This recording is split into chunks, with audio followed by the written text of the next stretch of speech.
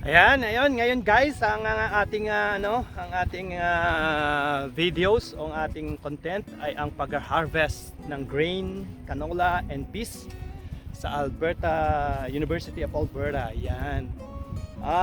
Bago tayo pumunta ron guys, babatiin ko kayo or kukumustahin ko kayo. Nagpapasalamat ako sa inyo.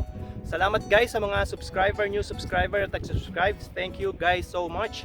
At magandang gabi o hapon po dito sa Canada at magandang umaga dyan sa Pilipinas, or kung nasaan sulok man po kayo ng mundo ay magandang hapon or umaga.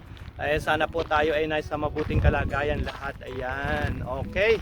Ang content po natin ngayon guys, ang pag-harvest ng grain. Ayan, dito sa Alberta Farm.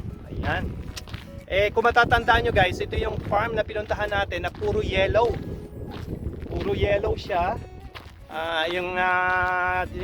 Inaalam pa nga natin guys kung anong isang nakatanim na hindi natin ma-figure out before, no? Yung pala peas. Tingnan nyo guys ang nangyari sa peas, wala na. Kung makikita nyo guys sa likuran ko, yan yung green na green. Ngayon tingnan nyo guys, walang natira. Wala nang natira. Hinarvest na po yan. Ayan. Ayan guys, so yan, hinarvest na po yan. At pakikita ko sa inyo kung paano po hinaharvest. Hindi na natin inabutan itong nasa likod ko Pero guys, may sa malayo pa doon, may nag-harvest pa. So yun ang guys, ang titingnan natin. Mukhang lumayo sa atin Mukhang hindi na uli lalapit dito. Kanina malapit na malapit dito Ngayon lumayo. So guys, yun po ang ating content ngayon. Pupuntahan po natin mamaya doon sa malapit-lapit doon para makita ninyo yung paano harvestin at paano gaanong kalaki nung machine na ginagamit nila pang harvest. Kung tinatawag natin diyan ay halimaw na pang harvest ng palay o ng rice. Guys, dito ano tawag doon? Gorilla halimaw gorilla, kasi napakalaki guys. 10 at siguro 5 beses ng laki ng halimaw na ginagamit natin diyan. Dito sa Alberta Farm. Ayan. Kung mapapansin nyo guys, pakikita ko rin sa inyo yung canola na yellow ngayon wala nang yellow at panay nag-mature na siya, medyo magulang na yung canola. So yun ang titingnan natin mamaya, yung canola at yung grain na hinarvest. Pati nga dito yung peas na hinarvest ngayon nakikita nyo sa likod ko kanina wala na talagang natira. Ayan. At sa almost nga season ng harvest time dito sa Canada ang alam ko nga niyan sa August, September ang harvest time pero napaaga sila dahil siguro sa dala na rin ng weather medyo maaga ang August, first week of August medyo maaga yan. Usually it's last week of second and last week of August and the first week of 2 weeks of September. Usually yun ang harvest time, or buong month ng September yun ang harvest time. Pero ngayon guys, yung pakikita ko sa inyo ang harvester at saka yung hina-harvest nila at kung paano sila ka-efficient kung dito mag-harvest. Yung grain direkta na pag-ani niya, pag-harvest niya, direkta nang tumatapon doon sa truck mismo or doon sa trailer na hinihila noong harvester. Dalawang tractor ang gamit nila, isang harvester at isang humihila doon sa sa truck na malaki, doon sa container na malaki guys, doon sa sa kung saan nilalagay yung grain. So pag hinarvest siya ng harvester, direct na mismo magkasabay sila, side by side, tumatakbo sila ng side by side, yung harvester at saka yung naghihila nung lagayan ng grain. Ayun. Ayan, pakikita ko sa inyo sa konting saglit lang pakikita ko sa inyo yung grain na inaani at pinaghahalo-halo katulad ng nasabi ko guys nung una. Ito hindi nila hindi yan ibebenta, kundi isasama lang nila sa mga compost or pataba, yung eka nga itinatawag na organic na pataba. Ayan. So ayan, ang pakikita ko sa inyo guys, katulad nga pinakita ko sa inyo yung before, kung makipapansin nyo yung video is yellow na yellow, ngayon ay green na. Yon ay ang canola. So ang canola oil, or ito yung tinatawag natin canola oil yan usually yan yung ginagamit niyan yung canola oil Canola ang gamit niyan, mga canola. Ipipress lang yan para maging oil. Ayan. So guys, kung may makita kayo dyan na canola oil sa atin sa Pilipinas, dito galing yan, mostly sa Canada at sa mga bansang may malalawak na farm katulad ng Ukraine or mostly marami dito sa Canada and US. Ayan. So sa konting saglit lang guys, pakikita ko sa inyo yung mag-harvest na. Yung harvester, baka dito pa dumaan yun. Ako, dito nga dadaan guys. Ako, iwas tayo dito. Iwas. Yan. Iwas tayo guys. Dito dadaan yung truck. Tayo maayari ng truck. Laki ng truck guys, tingnan nyo. Pakita ko sa inyo guys yung paglalagay ng grain.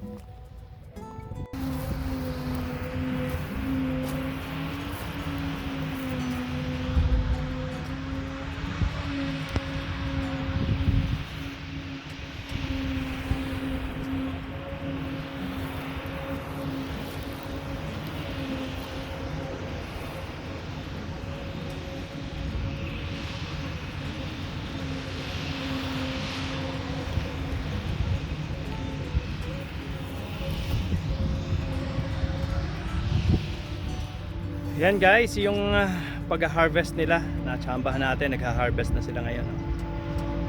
Yan, yun yung pang-harvest na isa, tapos may truck na hila agad sila para diretso na agad yung yung grain doon sa truck.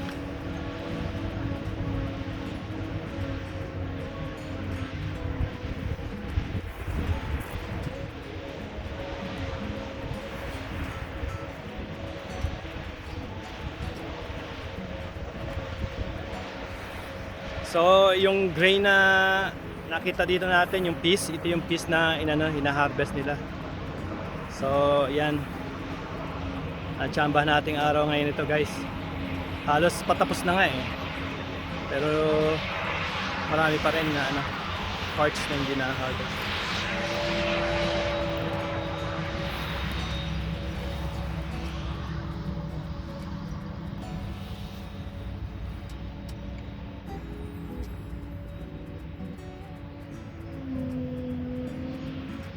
Very efficient sila guys kasi dire-diretso na agad doon sa truck tapos dadalhin na nung truck doon sa warehouse yung grain na nakuha nila. Ayan. Kaya malayo tayo guys, hindi tayo pwedeng lumapit pero kung makikita nyo yung pang-harvest nila na halimaw 10 beses ng mga hindi naman 10 beses pero mga siguro 4 na beses o 5 beses na size ng halimaw dito. Tingnan nyo guys, ayan. Hindi tayo makakalapit na malapit so hindi, dito lang tayo guys.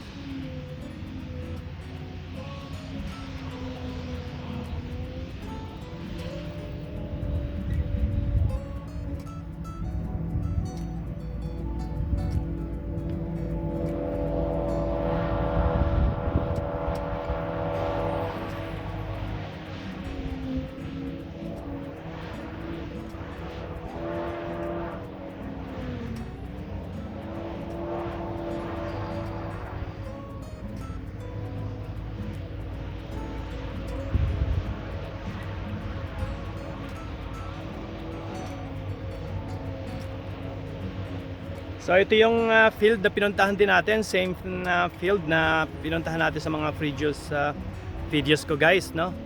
Kung makikita nyo ngayon yung harvest time. So nung panahon na nagpunta tayo, panay green to ngayon tinan mo, panay gray na. Dahil harvest time na nga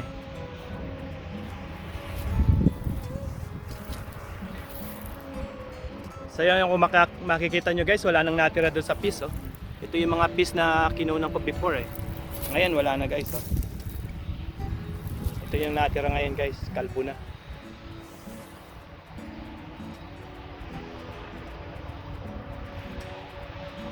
Yan yung isang mapupuno na yung isang truck. Tapos hahalili naman yung isang truck pa. Hindi ko alam kung saan sila pupunta dito.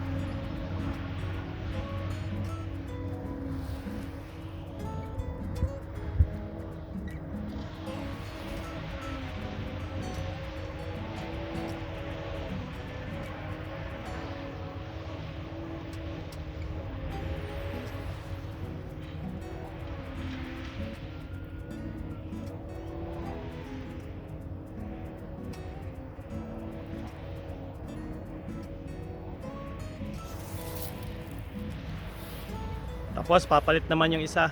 Ang humihila sa ano, ang humihila tractor din. Tingnan niyo ito sinasabi ko sa inyo guys, double tire. Double tire yung pang-harvest nila oh. Mga twin tire ang pang-harvest nila. Yung trailer hinihila din ng tractor. Tapos yung halimaw yung pang ano, ayan oh.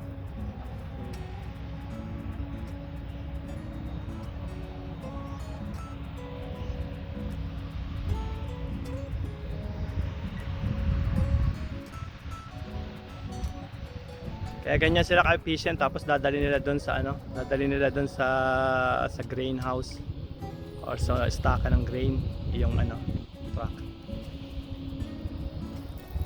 Almost done. Oh, finish everything oh. Grabe kabilis. Wala pang ano ha.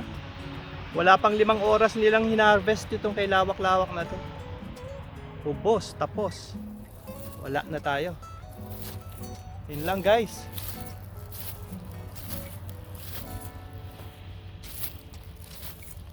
So wala na. Tingnan nyo guys, oh, halos ubos na. Halos wala nang natira.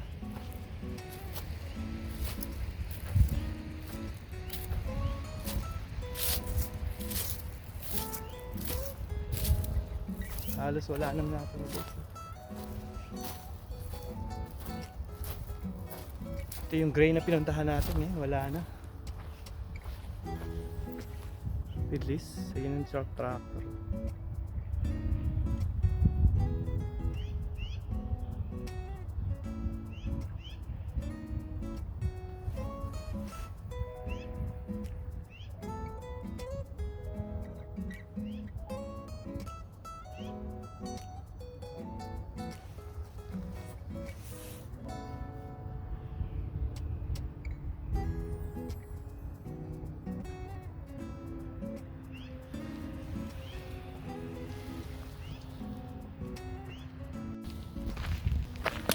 So guys, andito tayo ngayon sa ano,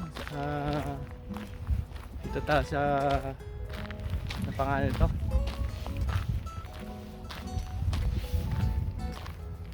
University Farm.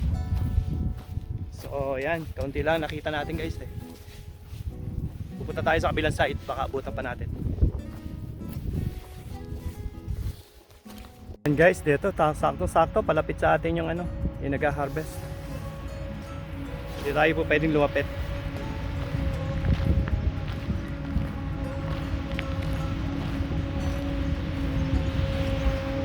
Kita nyo guys, ayan.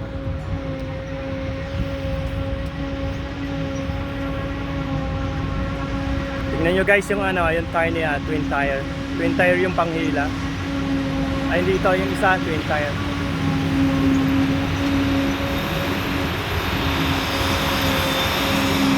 Sambahan natin ang malapit.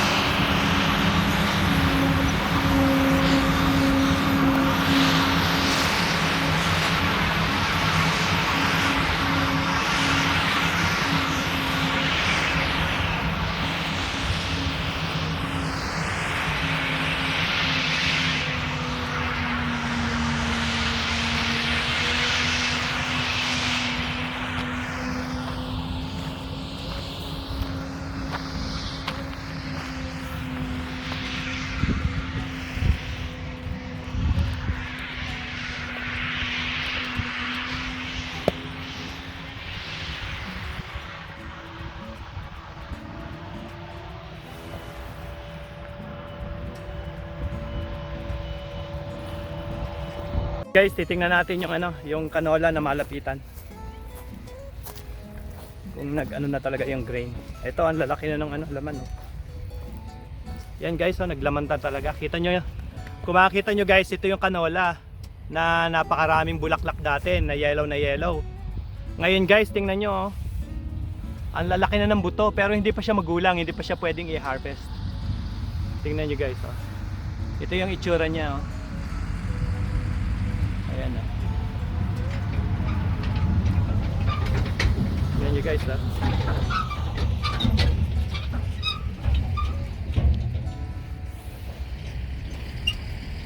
Ito guys yung truck.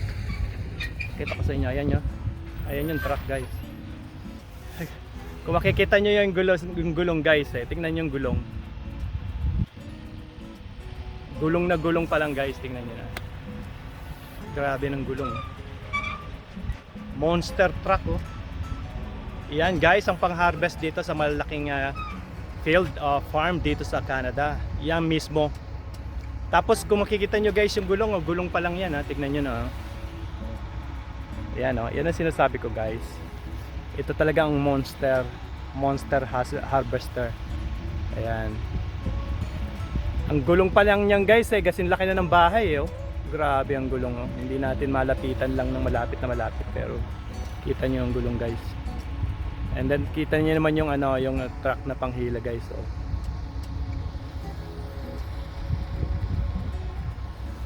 Grabe no.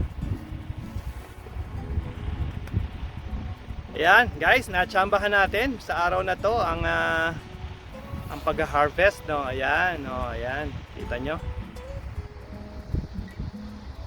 Lumayo pa sa atin yung tingnan nyo, ang laki ng gulong. Gulong na gulong pa lang guys. Tingnan nyo na.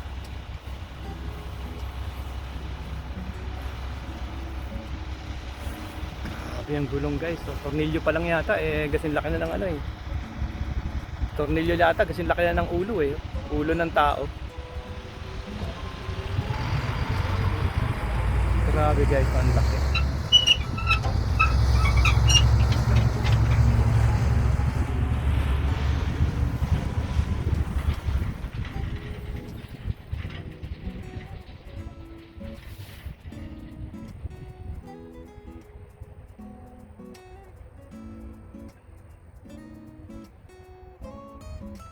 Yun, doon siya nagpunta.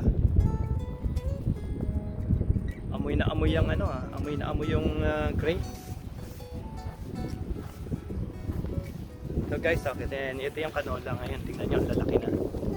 Ayan.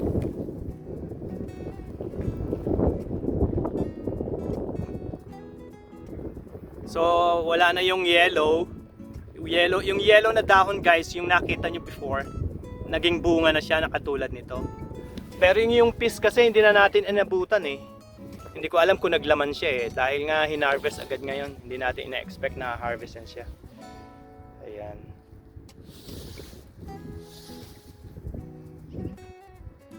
So ang gagawin lang talaga guys sa kanya, yung kasi pinaghalo-halo siya. Lahat ng hinarvest nila rito, grain, ano nga yan, yung peas, yung grain, marami pang iba na na wheat, pinaghalo-halo lang nila at gigilingin nga. Kaya yun ang yun ang purpose niya. Pinaghalo-halo nila sa isang truck. Kung makikita nyo guys yung truck yun itong canola hindi ko alam kung ganun din ang gagawin nila.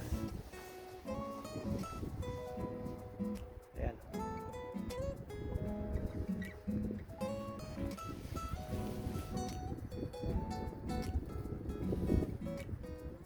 Lalaki ng bunga niya guys pero hindi pa 'to yung magulang kasi dapat ito maglalaman pa siya Maglalaman pa siya ng yung buto talaga na malalaki. So hindi pa siya yung talagang pinakamagulang. Ayan, yan yung canola. So sa isang puno ang naging bunga niya ilan. Tapos yan yung gagawin. Ito yung kung guys may nakita kayo diyan na canola oil. Yan mostly galing ng Canada yan. Kung titingnan yung label kung canola oil nga. Ayan, kung canola oil nga yan, tingnan nyo lang kung made in Canada. Kung yan ay made in Canada, baka dito pa galing yan sa Alberta. Mostly ka Alberta. Prairies kasi ang dalawang probinsya lang ang Prairies, Alberta and Saskatchewan. Ayan, dalawang probinsya ang Prairies. Ayan. Ang dalawang Prairies ang binubuo ng Canada, dalawang probinsya. Ayan. Oh, 'yon. Papunta na rito, guys. Hindi ko alam kung i-harvest 'to, no. Tabi tayo.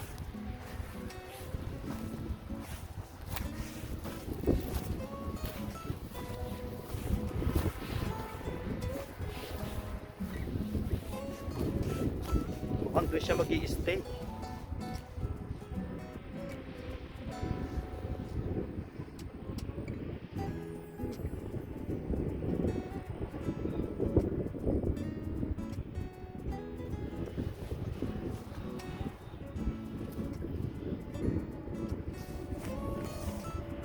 siya nag-stay guys ha.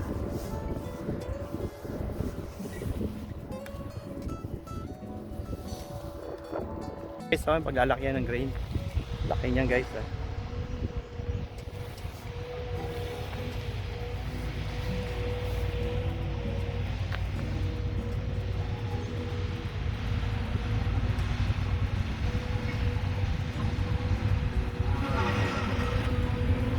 Guys, tingnan nyo nga, gulong na gulong pa lang guys, oh.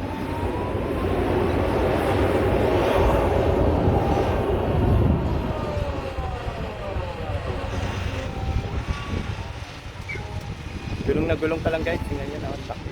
Grabe.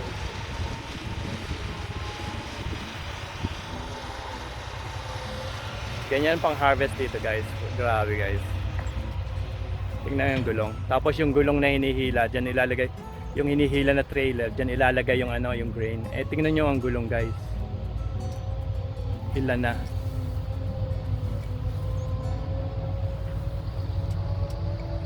Walo agad ang gulong.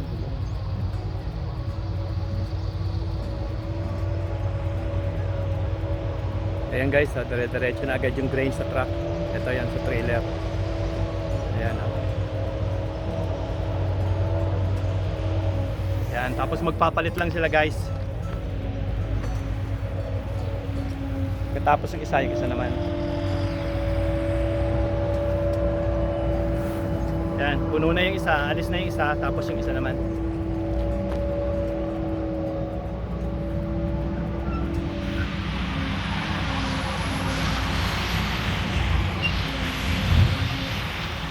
Grabe guys, ang laki.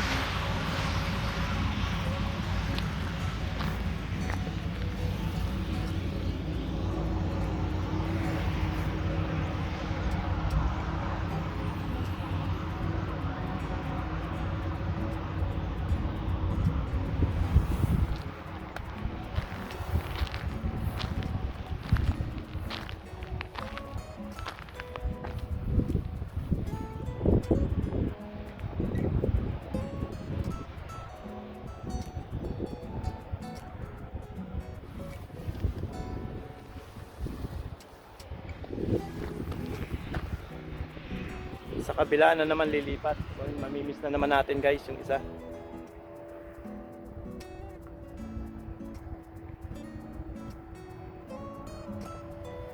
Ayan.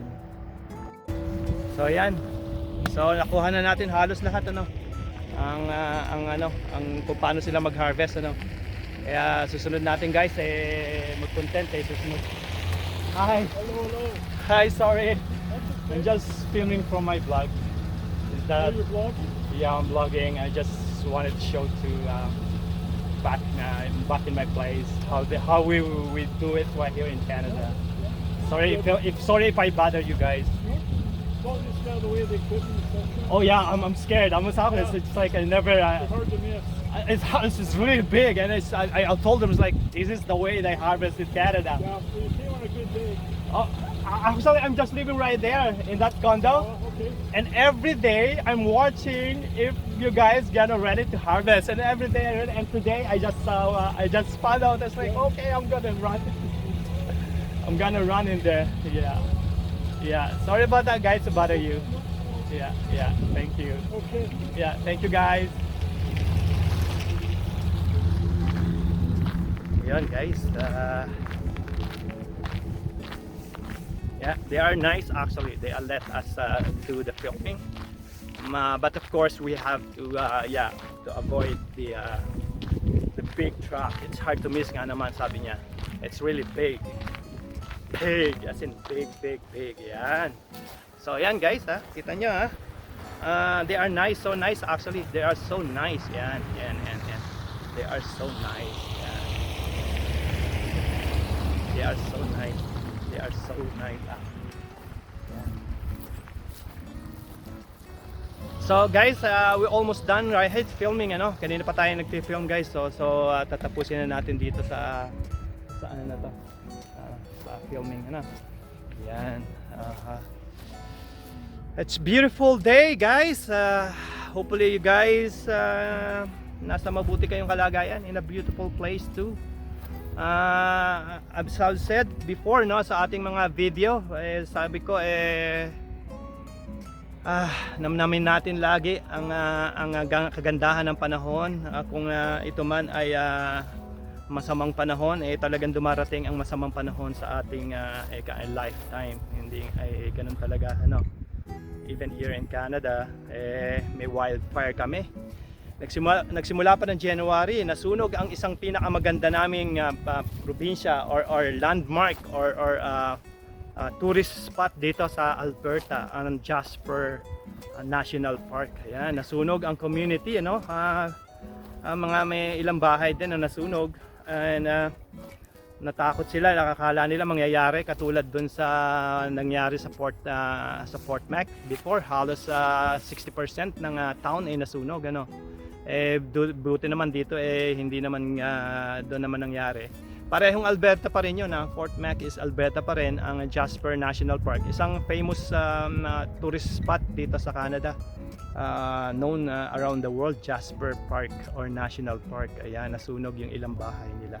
So tatapusin natin dito, guys, yung film natin, ano, at sana ma-enjoy kayo dito sa ating kaunting kaalaman, sa kaunting kaalaman natin kung paano sila mag-harvest dito sa Canada, kung paano mag-harvest at ano ang gamit nila at kung gaano sila ka-efficient, ano.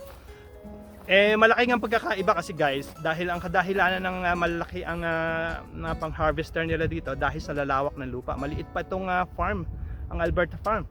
Kaya pero ang gamit nila is standard, yung regular pang-harvester na rin ng Canada, yung malaking pang-harvester ng Canada, ano. Guys, tapusin na natin dito at sana nga nakuha natin maayos yung videos. Yun nga, lumipat na sila dun sa dulo. Hindi natin na dun sila lumipat yun ang area ko yung dulo na yun . So hindi natin alam na pupunta pala sila dun. Well, anyway, nakuha naman natin yung ibang spot at ganun na lang, guys, ano. At please, guys, kung mga hindi po nagsusubscribe, please subscribe. Ang nagsubscribe, salamat po. At magkikita-kita tayo sa muling ating video. Ayan, guys, thank you so much. And guys, palipit ulit sa atin. Tingnan natin yan, ano.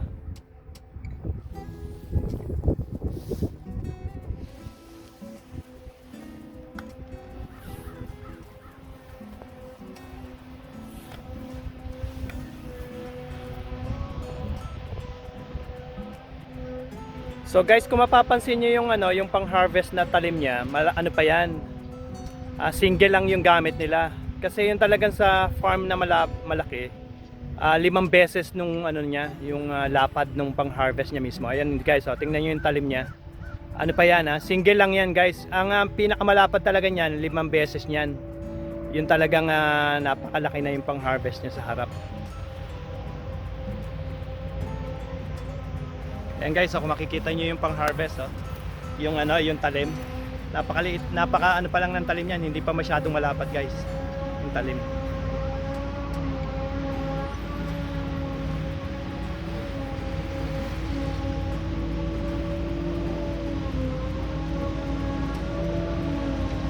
Ayan, guys,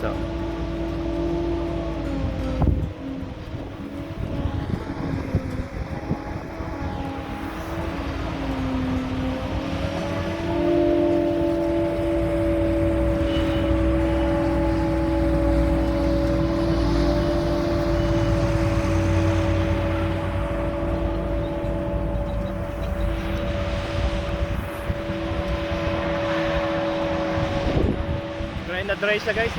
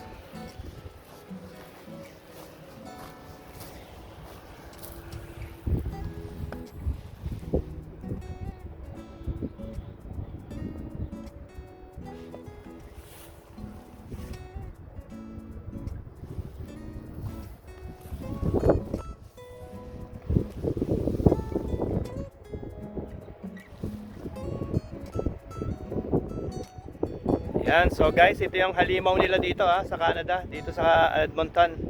Ito nga, sinasabi ko sa inyo yung talim guys na pang pang harvest ng pang cut ng grain. Ano pa yan, hindi pa yan ganyan ang pinakamalapad talaga niyan, yung regular niyan, 5 beses no size niyan. O 5 beses ng laki. 5 beses ng laki niya guys.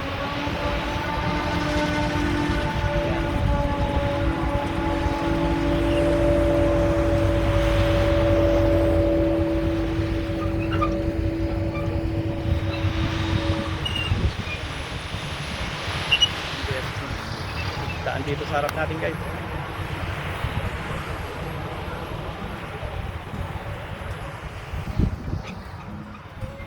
Super laki guys. Grabe. Yan yung gulong guys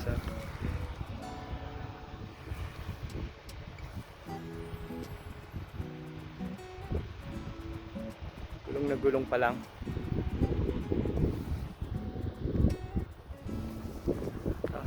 At least closer lock tong isang to.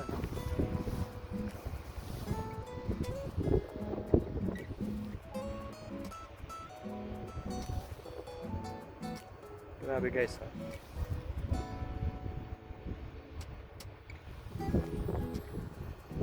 So ito guys, natsambahan natin yung pag-harvest. Most likely ganito naman ang ginagawa sa buong Canada. Ang pagkakaiba lang nila yung pang-harvest ng talim. Yung talim lang medyo hindi siya malapad. Ang regular kasi nito guys, kung sa mga open na field 5 beses ng size ng talim na pangkat na yon ang lapad dun sa regular. Dito sa Alberta farm kasi nga medyo maliit lang naman to. So maliit lang yung gamit nila, hindi masyadong malapad. Pero yung machine o yung mga makina, yan yung mga regular na pang-harvest nila. So guys, ang next video natin, ang next content natin ay yung haze na yung pambilot naman ng haze. Yun ang gusto nating makita no. Sa susunod guys, sana matsambahan natin yon. Pero ito, natsambahan na natin guys yung pang-harvest dito sa Edmonton. Ayan, tingnan nyo guys. Ayan.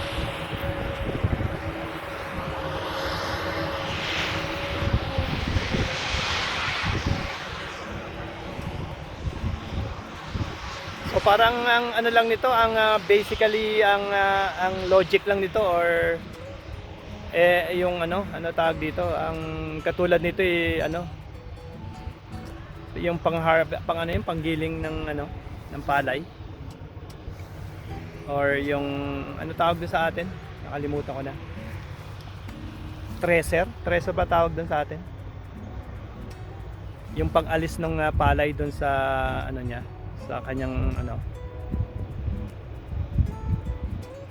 thresher nga tawag doon most likely ganyan lang din yung ang logic o ang basic niya, ganun lang din kasi parehas lang din nun. Ito lang naman tumatakbo siya yung thresher naka-permis lang, di ba? Tapos finifeed natin yung palay. Ito mismo siya na ang pag-harvest niya diretso na agad. Yung dating natin thresher, dadalhin mo pa doon para doon mo ipaghiwalayin yung palay at saka yung katawan. So ang basic nito guys yung halimaw, pero yung halimaw naman sa sako naman ilalagay, pero ito diretso na dahil nga malaki yung field. So guys, dito na natin tatapusin yung video So nakita na natin ang buo kung paano harvest ang laki guys. So yun, ayan. Sana guys na gustuhan niyo itong video na to. Tayo at peace out na tayo. Ciao guys. Ito naman guys yung yung pamputol. Yung pamputol ng grain para matuyo siya bago bago siya bilutin or bago siya gawing haze. Tingnan nyo guys yung ginawa niya. Pinuputol niya yan. Tapos ibibilad. Pag natuyo na siya, tsaka siya ito yung guys na gusto kong makita kung paano siya bibilutin. Binibilot to tapos ginagawang haze. Yan yung guys. Pero ito yung pamutol nila guys, ayan ito yung sinasabi ko guys, talagang malalapad yan. May mas malapad pa rito guys na pang cut ng para para ilatag sa farm. Ayan, oh. Kita nyo guys.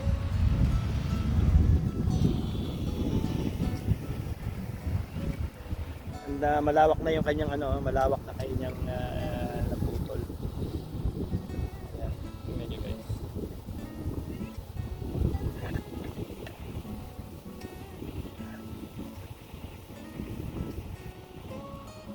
Ito yung pang-harvest niya. Ito yung pang-putol. So pag naputol na siya guys, iiwan niya dyan siguro mga 2 weeks para ma-dry. Tapos pagka na-dry na siya, pipick upin naman siya nung isang machine na pambilot naman. Kung nakita nyo guys yung una ko kaninang binidyohan, yun yung papalitan lang yung kanyang talim. Pambilot naman ang gagawin niya, panghila. Yung hihilahin naman para mabilot siya. Nakatulad ng mga ring haze na tinatawag natin, yung bale o yung haze bale na tinatawag natin. Yan. So kung titignan nyo guys, malawak na yung na cut niya. Pero ayaw pa niya mag-move eh. Sana mag-move na siya. Tapos para makita niyo kung paano magaan. Tingnan yung gano'ng kalapat guys. Ayan.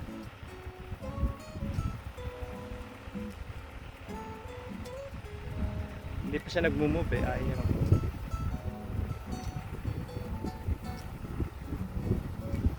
So marami silang machine guys, iba-iba ang machine, iba-iba ang purpose. Tulad nito guys, parang tutubi siya, napaka-skinny niya. Ayan oh, napaka-skinny na tapos malapad yung talim. Ayan.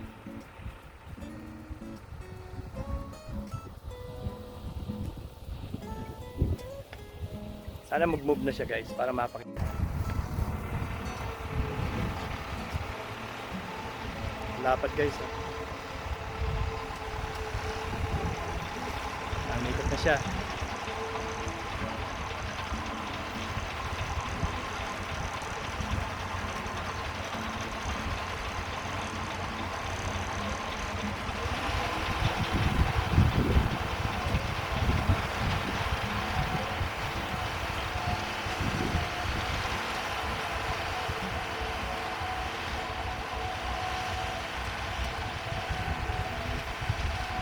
Ang galing ng machine parang tutubi.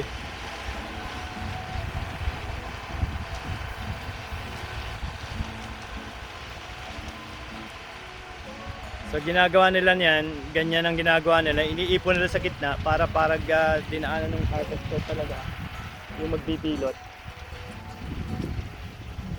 Kung ano lang yung daanan. Sana makita natin yung haze guys.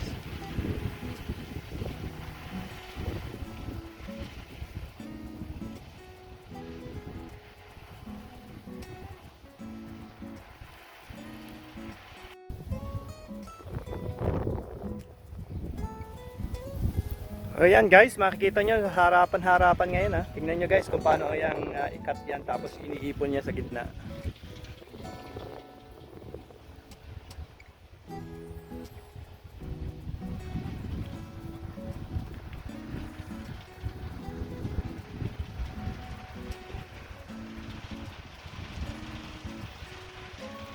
Ayan guys ha.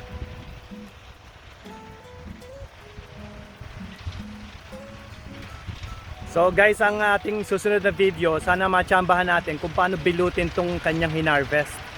Yung kanyang pinutol. Parang sa atin paano tawag doon? Patutuyin muna bago ipunin.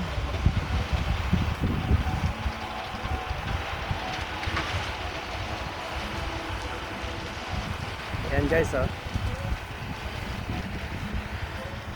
Ibabalita muna, belita ba tawag doon guys? So ito muna yun guys, binebelita muna niya tapos tsaka gagawin nila man na pagdating ng isang machine at natuyo na siya, dried na, pwede na siyang bilutin. So bibilutin niya kasi kung guys, hindi yan either dried tapos bilutin niyang ganyan, mabubulok lang yan. Hindi nila pakikinabangan yung grain. So ganyan muna, patutukin muna ng ilang araw tsaka nila bibilutin. Kung ano man ang purpose nila, gagawin nilang haze yan. O yung hay bale na yan tinatawag, yung hay bales. Yan. Maraming klase ang haze kasi hay bale, hay ring, or meron pang ano talaga siya, bilog, pero usually ito lang yung karamihan, yung hay-ring at hay bale, o yung apat na, yung kwadrado na hay bale. Yan. O sige guys, tapusin muna natin dito at sana matsambahan natin yung hay till next time. Ayun guys, nasaksihan natin kung paano mag-harvest sila, no? Yung machine na ginamit, kung gaano ka-efficient. Napakalawak na farm guys, na sinasabi ko sa inyo na hindi natin malalakad sa maghapon. Nadali lang nila na wala pang 6 na oras kung tutuusin. Pang ilan-ilan lang na natira na hindi pa pwedeng harvestin o hindi pa pwedeng i-grind kasi nga pa siya, hindi pa siya matured. So ito guys, natsambahan natin, no? Ayun, sana guys na nag-enjoy kayo sa video na to. Sana mag-enjoy kayo sa video na to at ini-invite ko po uli kayo. Please subscribe ang hindi pa nagsusubscribe. At masalamat po sa mga nag-subscribe. Guys, hanggang dito na lamang at magkita-kita tayo sa susunod na video. Guys, thank you so much and ciao.